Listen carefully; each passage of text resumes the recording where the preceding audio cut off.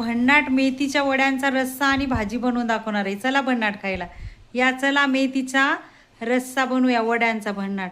चला कशा वड्या बनवायच्या, कसा रस्सा मी तुम्हाला दाखवते भन्नाट या खायला. चला चला मेथी रस्सा बनवण्यासाठी साहित्य काय पाहिजे आपल्याला. हे लसूण घेतलं, आलं, टमाटर आणि हे बेसन पीठ घेतलेलं आहे.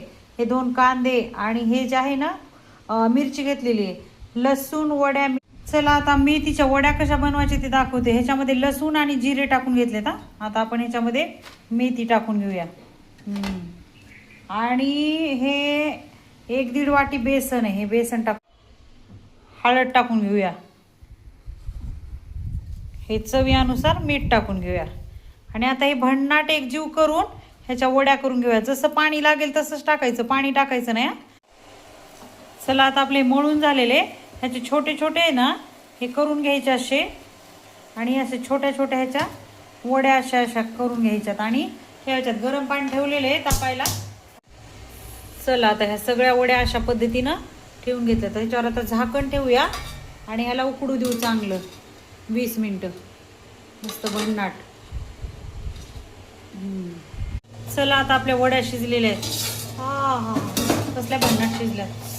चला आता घेऊया उतरून आणि फोडणीची तयारी करूया. चला दाखवते फोडणी कशी द्यायची मेथी वड्या रस्साला. चला चला आता कढई ठेवून घेतली आहे. तेल टाकून घेऊया त्याच्यामध्ये. त्याच्यामध्ये टमाटर, कांदा, लसूण आणि आले चांगलं. चला आपला कांदा, टमाटर, आलं आणि लसूण भाजलेला आहे. ह्याच्यामध्ये हे टाकूया धने पावडर. ह्याच्यामध्ये घरचा मसाला आणि ह्याच्यात थोडी हळद टाकूया. आता याला भन्नाट 10 मिनटं चांगलं उकळी येऊ द्या. मग ह्याच्यामध्ये आपण मेथी वड्या टाकूया. कसं वाटते भन्नाट. बघितलं, वाव. चला बघितलं कशी भन्नाट उकळी आली आहे ना. चला आता ह्याच्यामध्ये आपण आता ह्या वड्या कट करून घेतल्यात ना ह्या वड्या टाकूया. बघितलं का ह्या. चला ह्याच्यामध्ये टाकूया अशा एक एक करून सगळ्या वड्या. आपली मेथी वड्या भाजी मस्त झाली आहे भन्नाट. बघितलं का. हा चला मस्त खायला. बघितलं. चला खाऊया. आता ह्याच्यावरती कोथिंबीर टाकूया. भन्नाट वाव या खायला. चला. बघितलं का आपले मेथी वड्यांची भाजी किती भन्नाट झाली आहे.